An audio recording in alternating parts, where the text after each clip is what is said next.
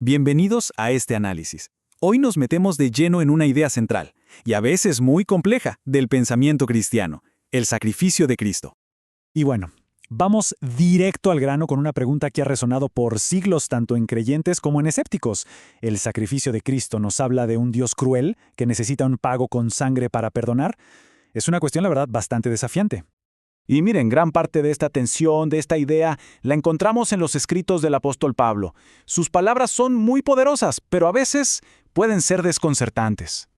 ¡Wow! Es una afirmación fuertísima, ¿no? Nos pinta una imagen de Dios bastante complicada. Pero para entender qué quería decir Pablo realmente, tenemos que viajar en el tiempo. A ver, para meternos en la cabeza de Pablo, primero hay que entender el mundo que lo rodeaba, el mundo del templo. Resulta que, antes de Jesús, el sacrificio no era una sola cosa, para nada. Tenía un montón de funciones y significados distintos. Aquí tenemos un ejemplo genial de esa diversidad. Por un lado estaba el holocausto, que era una entrega total a Dios, un acto de obediencia. Pero por otro, fíjense, el sacrificio de comunión era básicamente una fiesta, una comida compartida que expresaba alegría y cercanía con lo divino. Esto nos muestra que la idea de sacrificio era muy rica y variada. Y aquí viene un punto clave, fundamental diría yo. Los sacrificios más solemnes, los de expiación, no buscaban calmar a un Dios enojado. No, eran una forma de mostrar, de hacer visible la misericordia que Dios ya había ofrecido. Imaginen esto por un momento. Por siglos, este templo fue el epicentro de todo, el corazón latente de la vida espiritual judía, un lugar lleno de vida, de festivales, de oración y de conexión. Pero entonces pasó algo. Una catástrofe que lo cambió absolutamente todo. El templo, el centro de todo, ya no existía. Y con él surgió una pregunta tremenda, casi existencial. ¿Cómo sigue adelante una fe centrada en el sacrificio si ya no hay dónde sacrificar? La respuesta que encontraron los sabios judíos fue la verdad increíblemente poderosa. Lo que hicieron fue cambiar el enfoque. Pasaron de las ofrendas físicas a la devoción del espíritu. Así, la oración diaria tomó el lugar de los sacrificios diarios. El estudio de la Torá se convirtió en un acto sagrado, y los actos de amor se transformaron en la nueva forma de expiación. Y esta idea se resume perfectamente en lo que enseñó Rabban Yohanan ben Zakkai citando al profeta Oseas. Lo que esto nos dice es que la relación con Dios siempre fue más importante que el ritual en sí mismo. ¿Ok? Entonces es en este mundo, un mundo que entendía el sacrificio a la perfección, pero que estaba a punto de perder su templo o que ya lo había perdido. Es ahí donde Pablo empieza a escribir. Sus palabras adquirirían un significado totalmente nuevo para las generaciones que vivieron esa pérdida.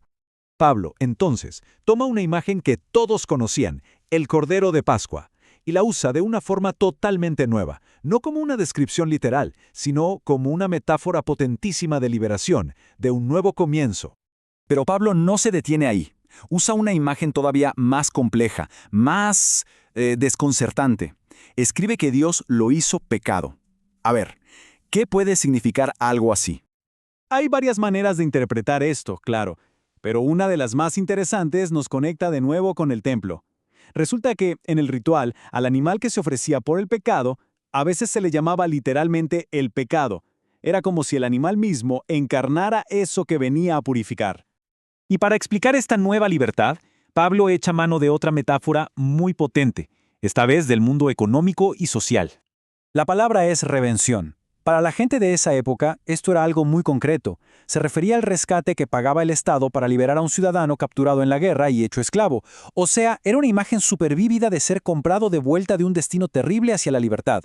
Claro, esto nos lleva a una pregunta lógica. Si la muerte de Cristo fue un pago, un rescate, ¿a quién se le pagó? Y aquí es donde la metáfora, si la tomamos al pie de la letra, empieza a generar problemas teológicos. Y es que ese es el punto. Pablo no está describiendo una transacción comercial en un mercado. No es literal. Está usando una metáfora increíblemente fuerte para hablar de liberación. Lo importante no son los detalles de la transacción, sino el resultado, la libertad del pecado y la muerte. Entonces, si juntamos todas las piezas del rompecabezas, lo que vemos es una transformación profunda, radical, de una idea. El concepto de sacrificio pasa de ser algo físico, un ritual que se repetía una y otra vez en un lugar específico, a ser un evento espiritual único, centrado no en un lugar, sino en una persona. Y lo más importante, este evento no se queda en el pasado, sino que tiene implicaciones éticas y personales para la vida de cada día. Y todo esto nos deja con una reflexión final, ¿no?